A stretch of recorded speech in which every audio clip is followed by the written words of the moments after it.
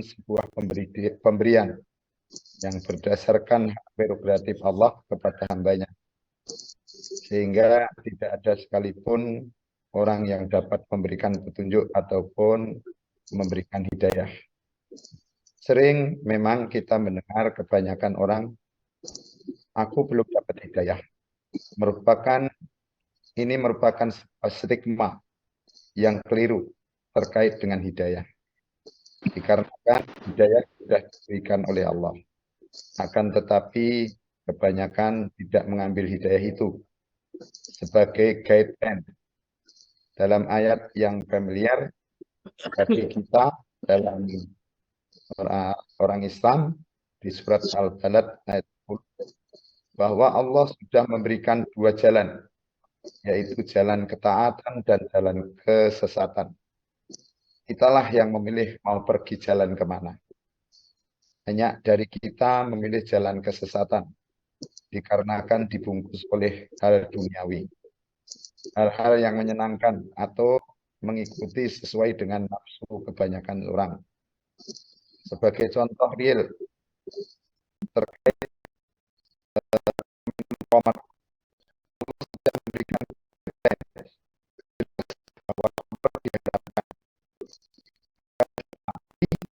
tersebut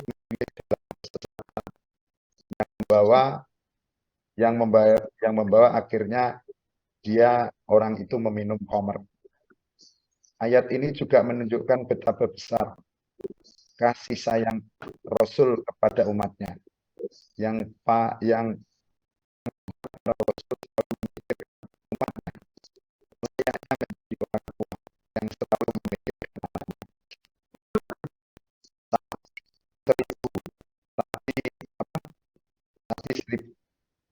tapi banyak yang masih menyia-nyiakan kasih sayang itu.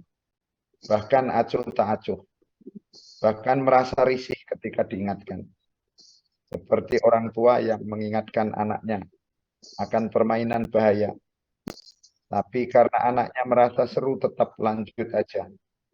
Kasih sayang orang tua dengan melarang hal berbahaya.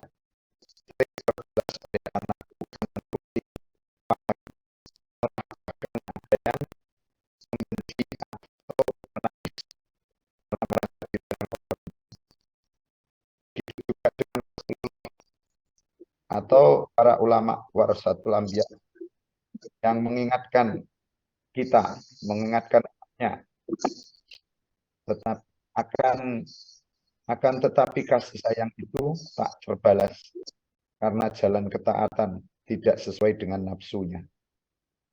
Kisah GG juga menceritakan kisah kasih sayang Rasulullah ketika dalam perjalanan hijrah yang menjadi teladan dakwah. Tetapi ketika beliau di sana mendapatkan perlakuan yang tidak semestinya, yaitu duduk melempari batu. Hingga mereka menawarkan untuk menimpakan tanah yang namanya Nabi. Apakah itu diterima oleh Nabi? Tidak. Tetapi Nabi Muhammad yang penuh dengan jiwa kasih yang begitu besar berkata, jangan malaikat, sesungguhnya mereka berada dalam ketidaktahuan. Di kisah yang Rasul ini, Gigi juga menjelaskan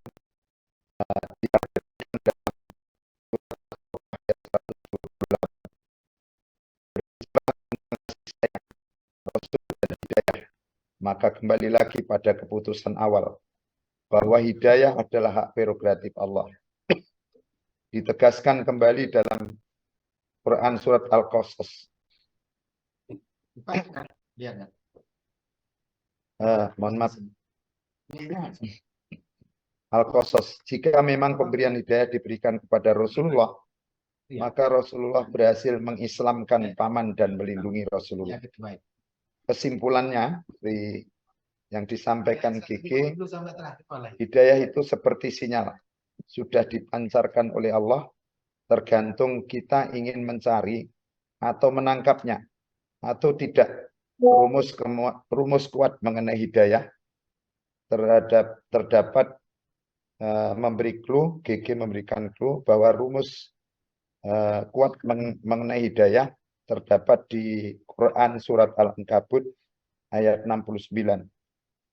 Bahwa yang bersungguh-sungguh akan mendapatkan hidayah. Mungkin itu Gus, catatan yang disampaikan. Mohon maaf. Assalamualaikum warahmatullahi wabarakatuh. Waalaikumsalam warahmatullahi wabarakatuh. Alhamdulillah, itu tadi disampaikan Pak Warso. Beliau ngambil ayat 275, 71. Monggo. Ada lagi? Silakan, secara random apa yang diingat aja enggak apa-apa.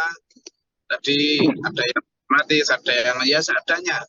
Siapapun angsal ya, siapapun boleh. Silakan. Izin Gus. Mungkin kalau banyak salah, mohon maaf Gus sebelumnya. Saya ingin menjelaskan catatan saya yang surat Al-Baqarah ayat 60. Silakan. Bismillahirrahmanirrahim. Dan ingatlah ketika Musa memohon air untuk kaumnya, lalu kami berfirman, pukullah batu itu dengan tongkatmu, maka memancarkanlah dirinya 12 mata air.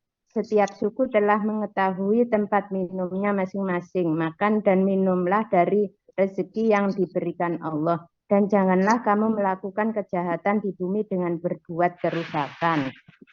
Di sini Gus menerangkan tentang sejarah mukjizat tongkat Nabi Musa yang sakti bukan karena kehendak Nabi Musa, tapi atas kuasa Allah yang diperintahkan kepada Nabi Musa. Kasih sayang Nabi Musa kepada Bani Israel sungguh luar biasa, padahal tanah di Palestina itu gersang untuk apa diperebutkan oleh orang Yahudi dan Nasrani.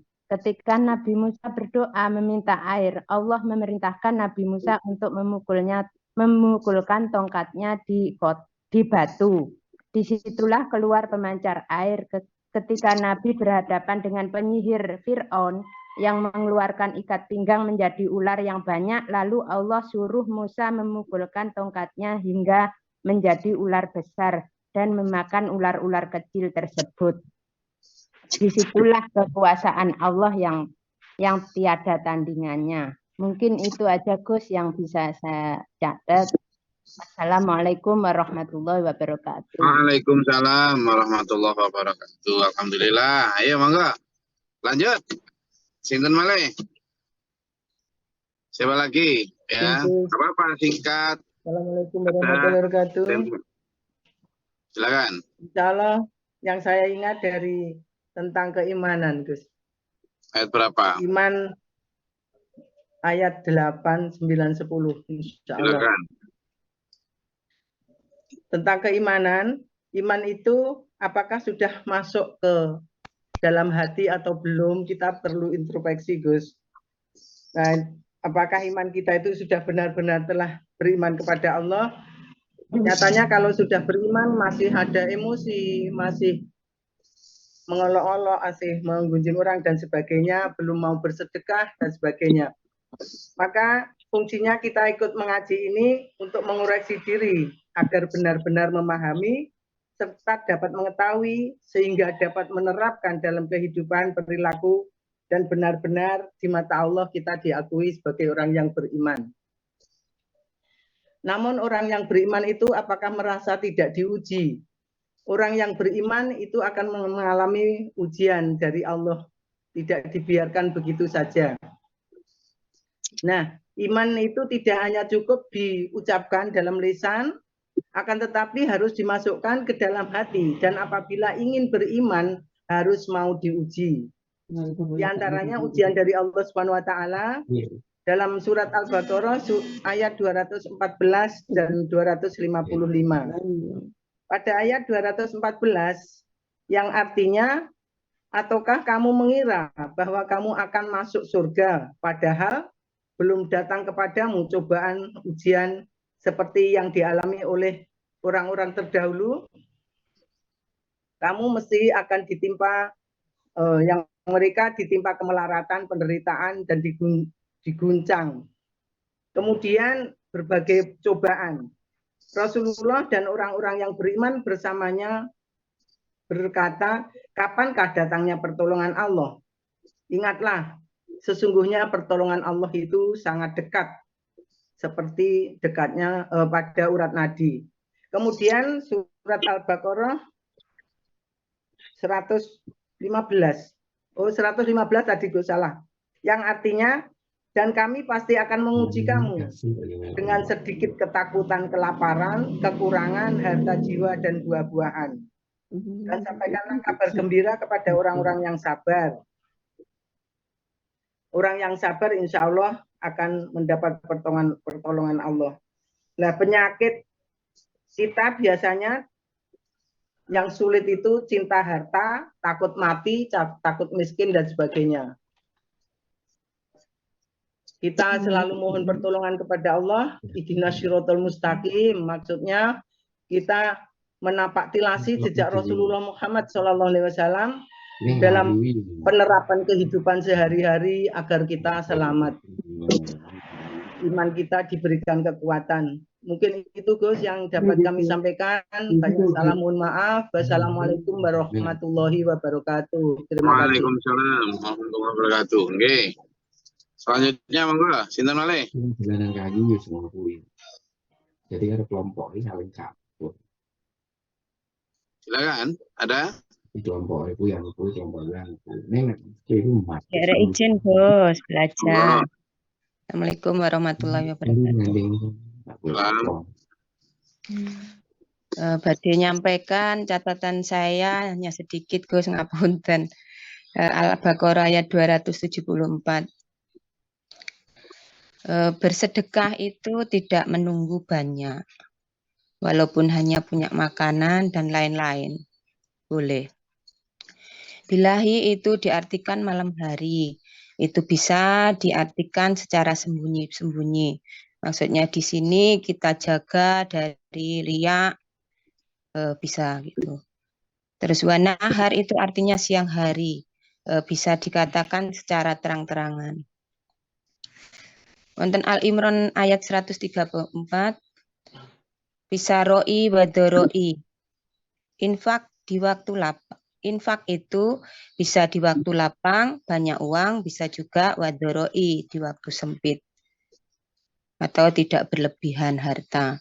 Artinya tidak menunggu kaya untuk bersedekah.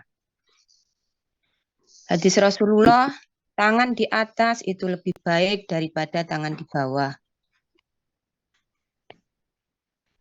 Orang beriman itu menjaga diri dari meminta-minta, sehingga orang lain pun akan mengira orang beriman itu adalah orang yang kaya. Allah itu menilai sedekah itu dari kualitas, bukan kuantitas. Misalnya, orang fakir punya 100.000 bersedekah, dibandingkan 50.000 dengan orang kaya yang punya 20 juta. Maksudnya orang miskin punya 100.000 bersedekah 50.000. Orang kaya punya 20 juta yang bersedekah 1 juta. Itu kualitasnya lebih baik dari yang punya uang sedikit yang bersedekah 50.000 tadi. Bersedekah itu jangan menunda-nunda, besok-besok. Ya kalau umur kita itu sampai besok, kalau tidak kita yang rugi. Siro wa alaniyatan. Baik secara sembunyi-sembunyi.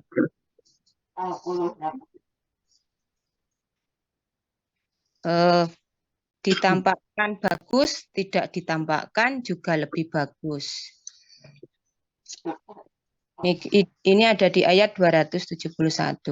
Jadi kalau disembunyikan lebih baik karena lebih terjaga diri dari riya, juga dijaga diri.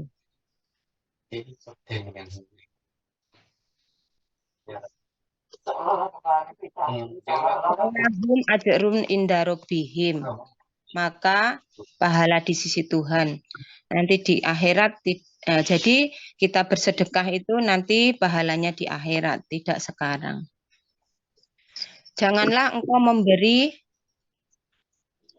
Muhammad untuk mendapat balasan di dunia, tetapi nanti di sisi Tuhanmu di akhirat. Nanti di akhirat itu kita baru sadar kalau sanggup kita di dunia hanya sedikit, yang di bawah sedekah hanya sedikit. Kalau sekarang kita belum sadar. Makanya kita ketika bersedekah ya hanya klutak-klutik saja. Tetapi yang khawatir di dunia, apakah sangunya masih kurang hingga berusaha, dan insya Allah di akhirat nanti kita tidak akan khawatir kurang. Kemauan Gus, catatan kula nyuwun ngapunten kirang lengkap. Matur suwun. Assalamualaikum. Ayat 27 selanjutnya, silakan. Terserah ya, bisa ayat 50, bisa ayat 100, ya. Ayat belasan, silakan. Monggo.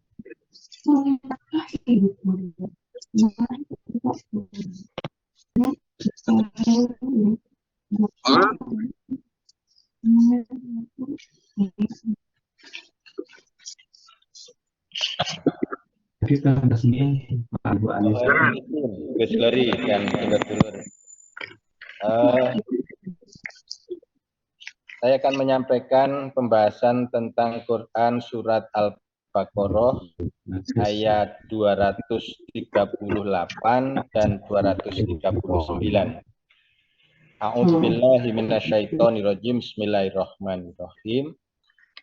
Pada awal ayat ini terhadap kalimat peliharalah atau jagalah, yang dimaknai ada 5 hal, yaitu menjaga tentang yang pertama adalah kedisiplinan pelaksanaannya, kemudian yang kedua adalah ketepatan waktunya, kemudian yang ketiga kekompakan dalam berjamaahnya, kemudian yang keempat kekhusyukannya, yang kelima terakhir adalah hasilnya. Jadi seperti yang kita tahu bahwasanya sholat itu adalah merupakan tiang agama, di mana kita tahu ketika tiang itu mempunyai fungsi yang sangat penting, yaitu sebuah fondasi. Jika tiangnya tidak ditegakkan, maka hal-hal yang lain tidak akan berarti apa-apa. Kita harus menepis terkait ada stigma nggak apa-apa, nggak sholat, yang penting berperilaku baik. Hal ini baik menurut siapa? Kalau pakai standar manusia mungkin bisa jadi. Bahkan ada di beberapa negara menormalisasikan, menganggap hal yang biasa, mohon maaf, bikin ibu pantai, kemudian mabuk-mabukan, asal tidak bertindak dengan kekerasan. Akan tapi kita adalah orang Islam yang menggunakan standar kebaikan, itu adalah standar yang diberikan Allah dan yang telah disampaikan oleh Rasulullah. Selanjutnya, khusyuk merupakan hal yang perlu dilatih. Adapun jika ingin khusyuk, kita bisa mulai dari, dalam hal sholat, kita mulai dari wudhu yang sempurna. Kemudian berusaha menata hati dan mempersiapkan sholat sembari menunggu iqomah dalam hal berjamaah ini. Dan berusaha untuk memahami apa yang kita baca dalam setiap gerakan sholat. Jika wudhu kita sekedar saja, kemudian wudhu yang, mohon maaf, asal-asalan, maka bisa mempengaruhi kualitas dari sholat kita. Karena wudhu adalah awalan dari rangkaian sholat. Kemudian dilanjutkan juga dalam ayat ini,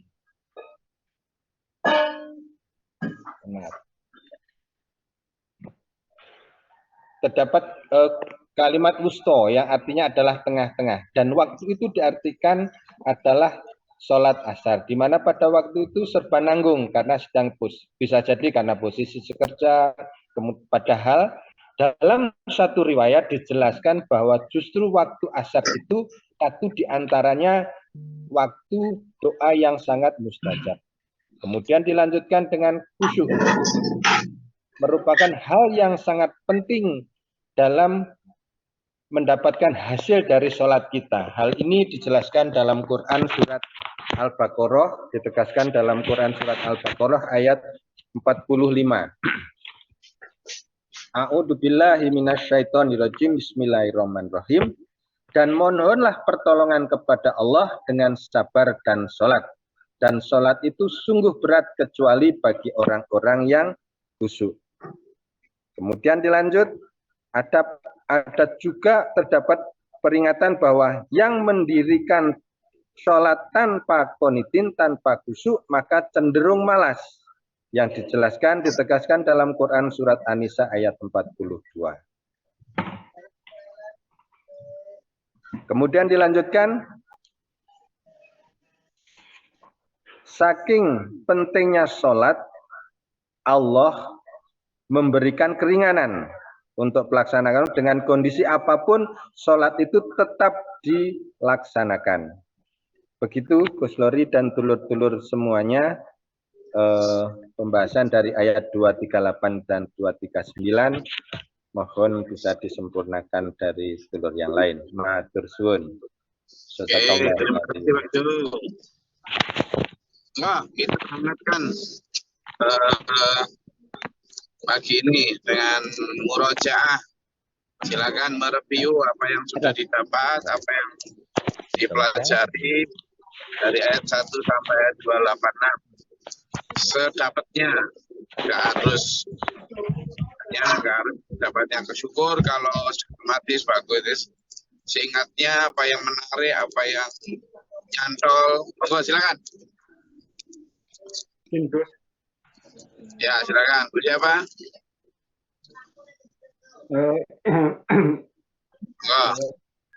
Berusaha mengingat tentang kisah suaranya tidak diperbesar suaranya.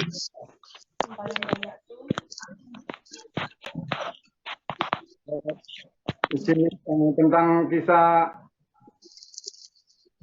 Bani Israel, di mana Bani Israel ini ditinggal semenjak ditinggal nabinya yaitu Nabi Musa. Para pembesar-pembesar Bani Israel ini suaranya didekatkan ke speaker Mas Mujianto.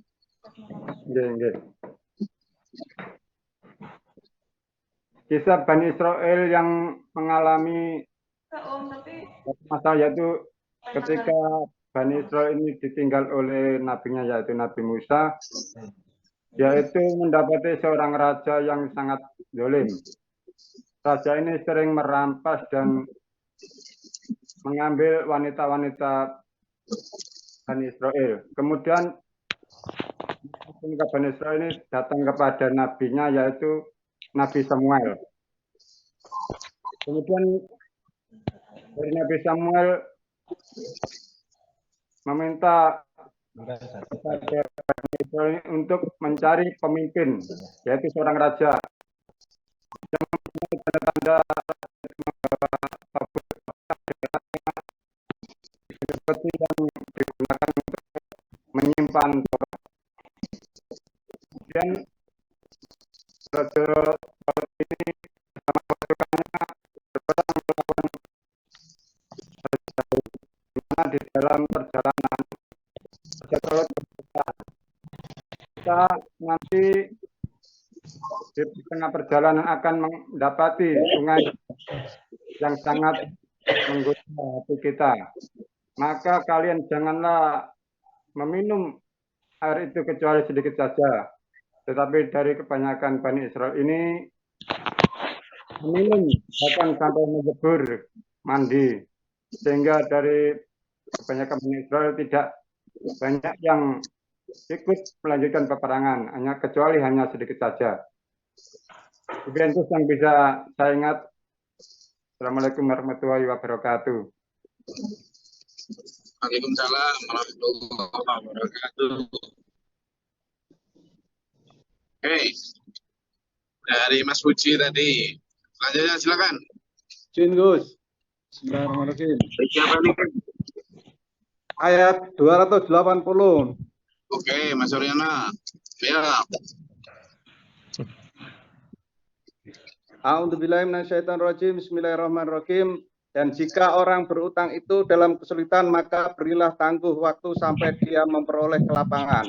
Dan jika kamu menyedekahkan, itu lebih baik bagimu jika kamu mengetahui. Dari ayat ini diterangkan bahwa ayat ini untuk orang yang menghutangi, bukan untuk ayat yang hutang. Dari penjelasan tersebut, kita mendapat sebuah pencerahan yang luar biasa. Ternyata mengaji Al-Quran itu harus secara menyeluruh. Dan ayat yang lain itu kalau ayat ini dipakai untuk orang yang berutang, akhirnya menjadikan salah kaprah yang tidak karu-karuan. Demikian Gus, terima kasih. Matur suwun. Assalamualaikum warahmatullahi wabarakatuh. Salam. Oke, Mas Yanto, makasih. Lagi, lanjut. Semangat saya, ayo.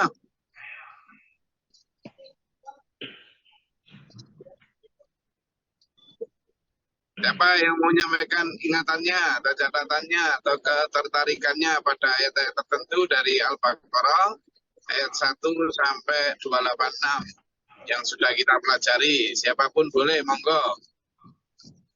Kita murojaah.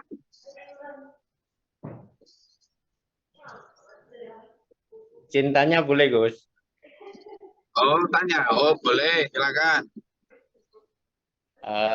Ngapunten. Assalamualaikum warahmatullahi wabarakatuh. Tentang Al-Baqarah ayat 30, Gus, bahwa Allah berdiskusi dengan malaikat untuk akan menciptakan khilafah di muka bumi. Apunten, apakah digodanya Adam sehingga dia diturunkan ke bumi itu salah satu rencana Allah yang kenapa kok nggak langsung ke bumi kok lewat surga gitu? Apunten Gus. Jadi begini, kita itu akan dikembalikan ke surga dan harus melewati surga dulu. Kenapa?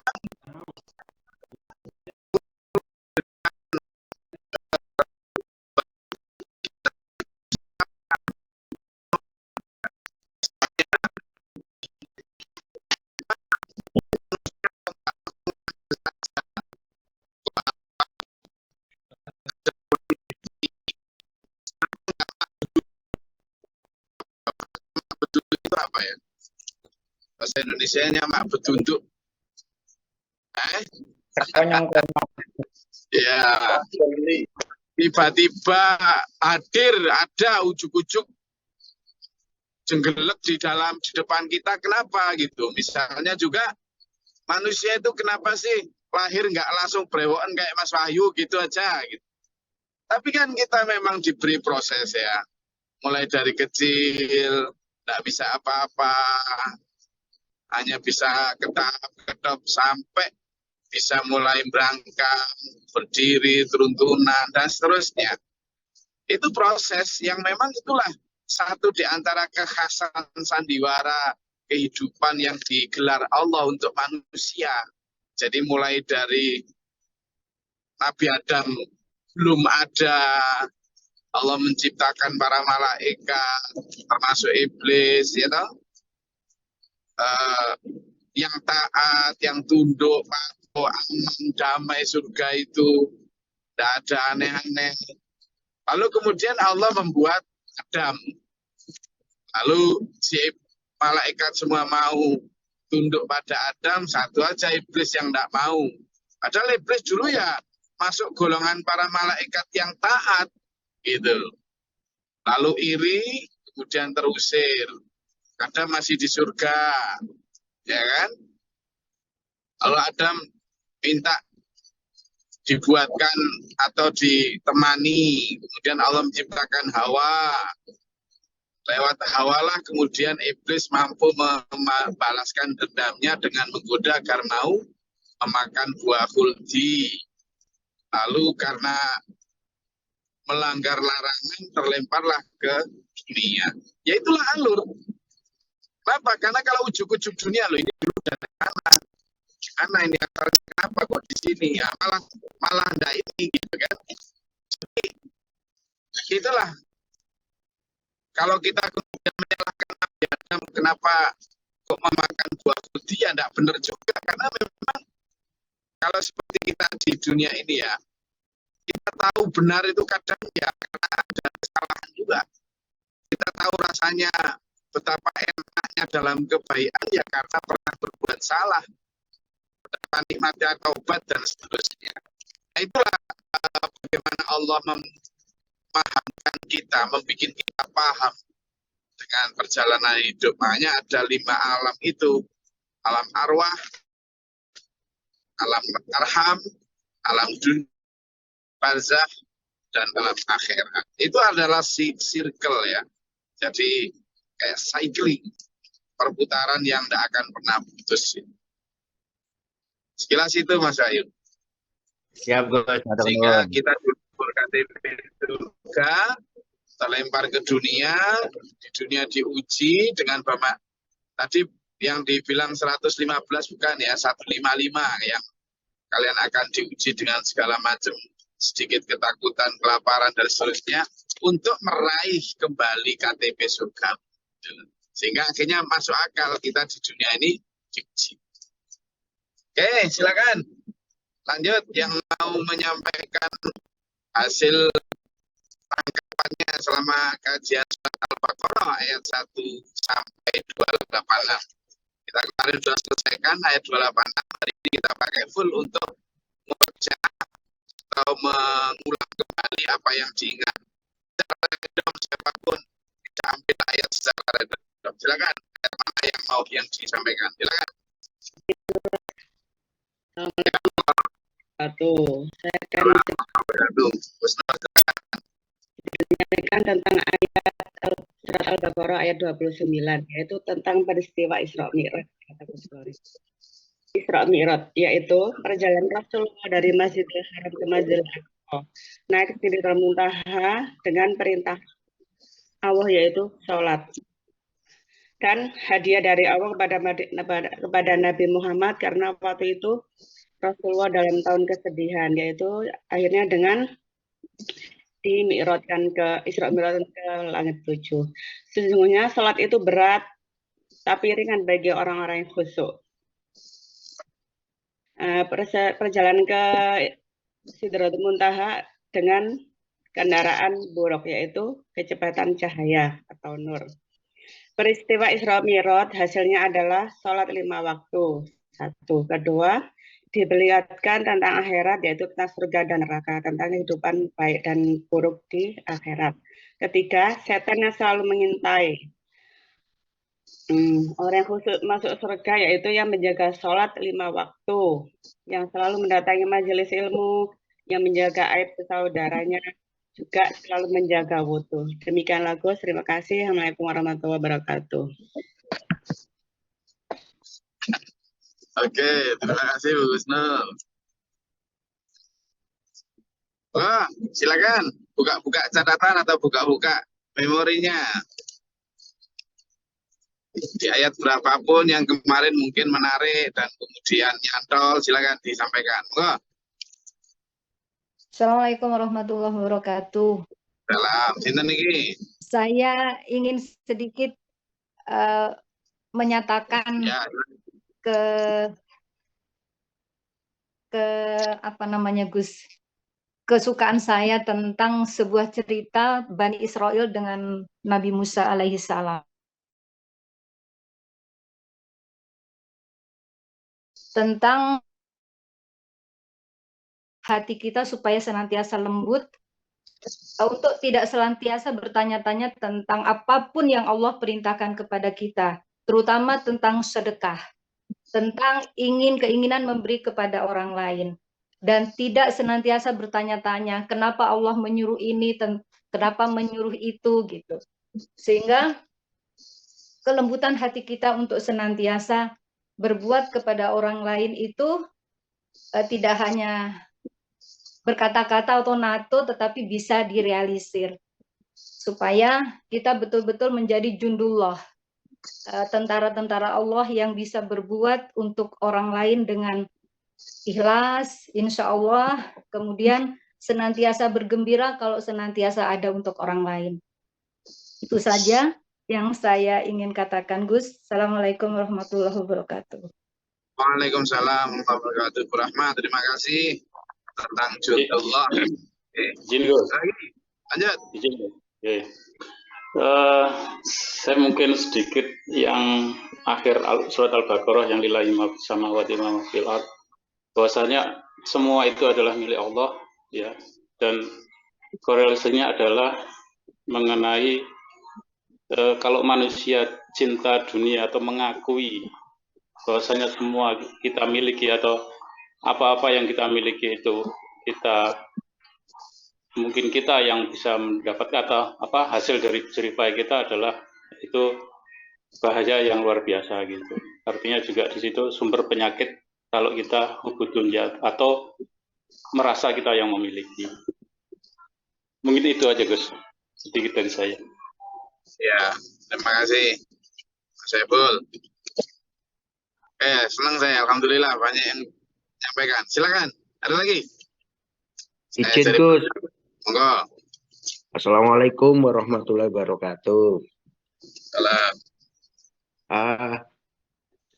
Dengan adanya zaman modern ini, kami mengutip di ayat surat Al-Baqarah ayat 233, dengan banyaknya produk susu formula, makanya kami mengingatkan kembali kepada ibu-ibu atau calon ibu-ibu atau yang sudah seperti umur kami yang akan insya Allah pengen punya cucu lagi untuk disampaikan ke mantunya atau anaknya bahwa kita sesuai, padahal sudah 1400 tahun yang lalu kita disarankan untuk ngasih ASI kepada anak-anaknya itu selama kurang lebih 2 tahun.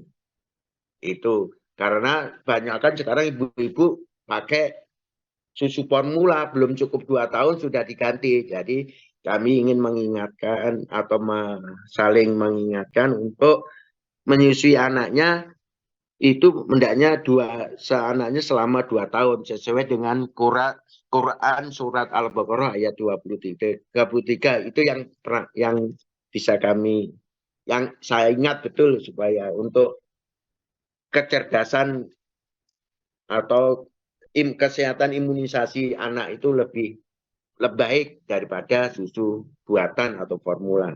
Begitu, Gus, yang bisa saya sampaikan. Terima kasih. Assalamualaikum. Oke. Monggo, terima kasih Pak Selamat. Lanjut. Kita Male yang menyampaikan.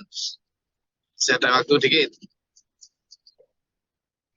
Maaf, Gus, izin bertanya tentang ayat barusan dari Pak Selamat. Silakan. Tentang menyusui sangat baik sesuai ayat Al-Quran. Tentang itu, Gus, imunisasi itu gimana bagi bayi? Terima kasih. Jadi pada dasarnya imunisasi itu kan kalau kita menjaga kesehatan itu ada 2 ya. Ada yang bersifat kuratif dan ada yang bersifat antisipatif atau preventif. Nah, yang preventif ini kan menjaga kesehatan.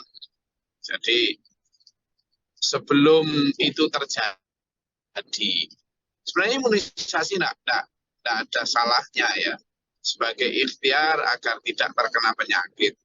Tapi ada beberapa yang juga diragukan. Pertama, bahan yang akan disuntikan untuk imunisasi. Apakah sudah memenuhi standar haram halal atau tidak? Yang kedua juga dengan industrialisasi farma, di mana sekarang kesehatan juga diperdagangkan. Tidak hanya manusia, tapi penyakit pun dibuat agar obat tertentu nanti laku. Itu bukan isapan jempol juga itu. Itu fakta yang memang sudah orang semua mafhum gitu ya. Dengan hal-hal semacam itu kita perlu juga rethinking, perlu hati-hati juga untuk menerima imunisasi A, imunisasi B dan lain. Selanjutnya kesehatan itu hak, ya. Kesehatan itu hak. Jadi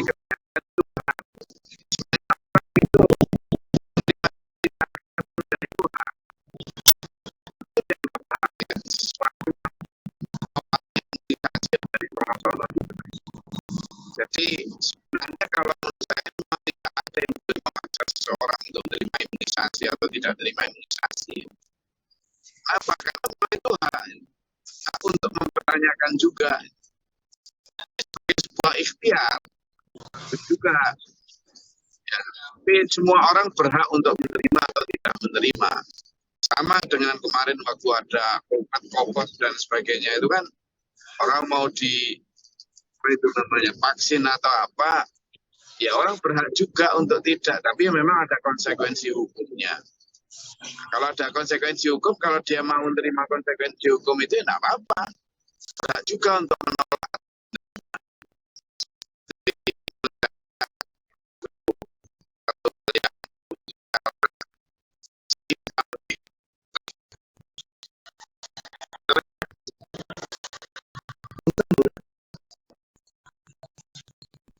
Assalamualaikum warahmatullahi wabarakatuh.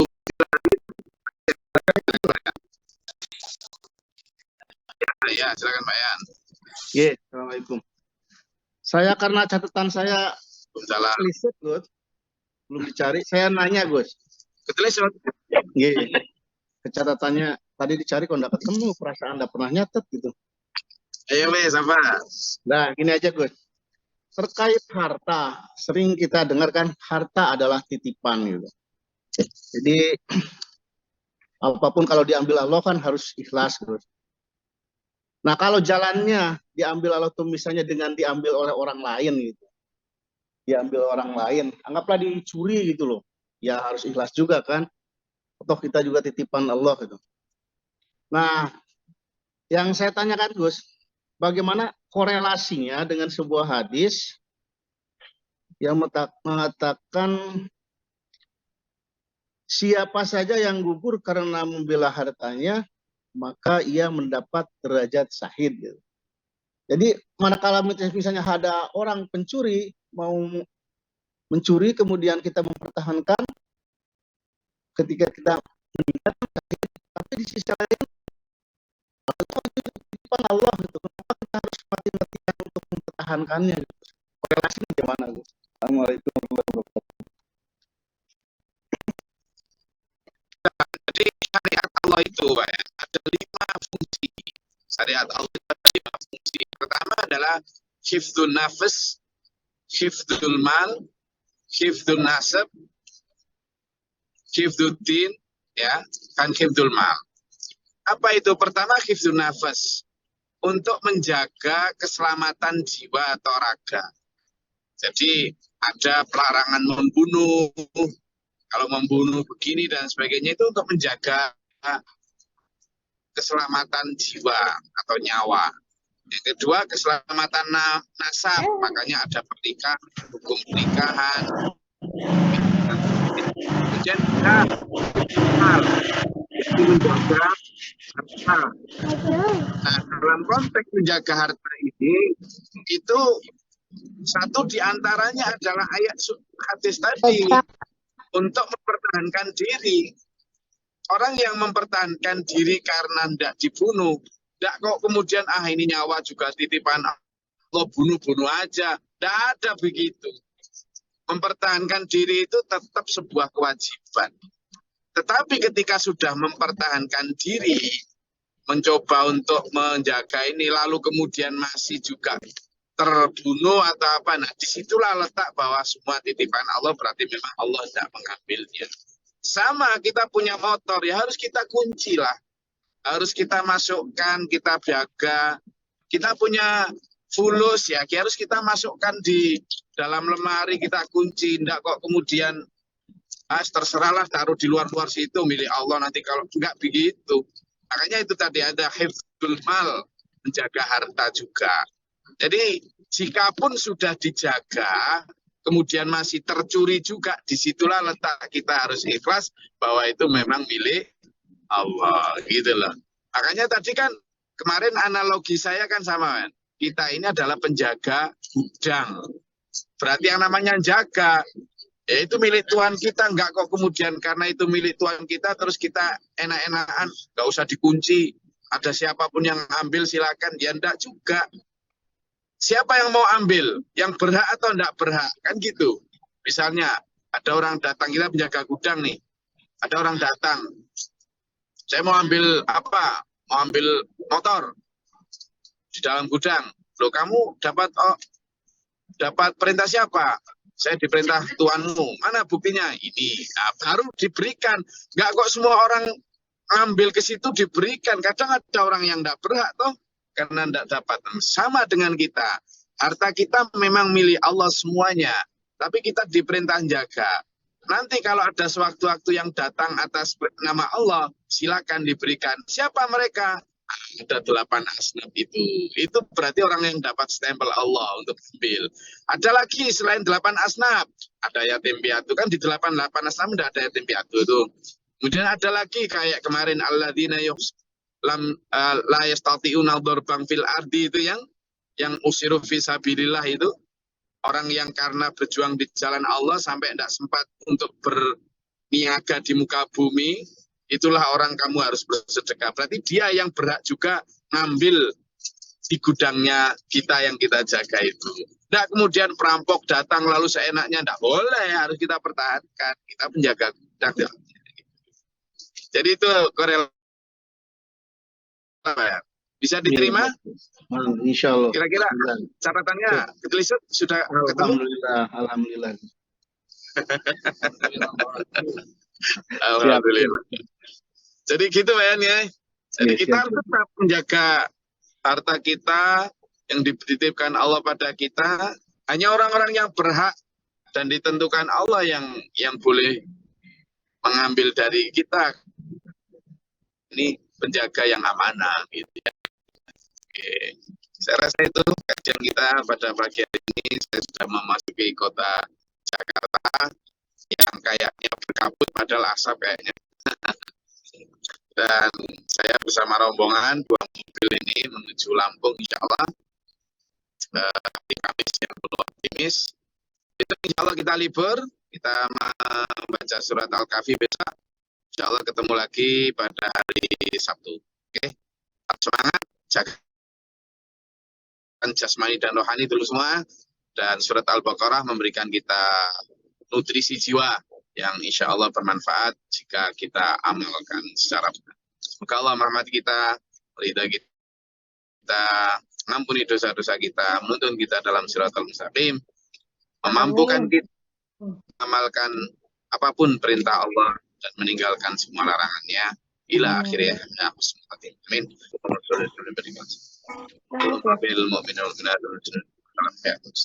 Allahumma atina fi man atayta wa atina fi man afaita wa lana fi man tawallait wa barik lana wa qina syarra ma qadait fa innaka taqdi wa la yuqda alaik wa innaka la tabarak rabbana wa alhamdulillah ma qadaita astaghfiruka wa atubu ilaik. Allahumma dafa'na al-bala wal waba badil hasdin al-najin ربنا نجنا ولينا سيبنا من القبل الظالمين ربنا وجعلنا في القبل الظالمين ربنا آمنا فاكتبنا مع الشهيدين ربنا لا تزغ قلوبنا بعد إذ هديتنا ربنا واجعلنا مسلمين لك ومن ذريتنا لك وارنا تب علينا إنك أنت التواب الرحيم ربنا آتنا في الدنيا حسنة وفي الآخرة حسنة وقنا عذاب النار اللهم افتح لنا باب رحمتك اللهم انزل علينا رحمة بعدد القدر الأمطار وعدد رحمة الجر وعدد ربنا تقبل دعاء سبحان ربك رب العزة عما يصفون سلام من محمد الحمد لله رب العالمين. Assalamualaikum warahmatullahi wabarakatuh. Warahmatullahi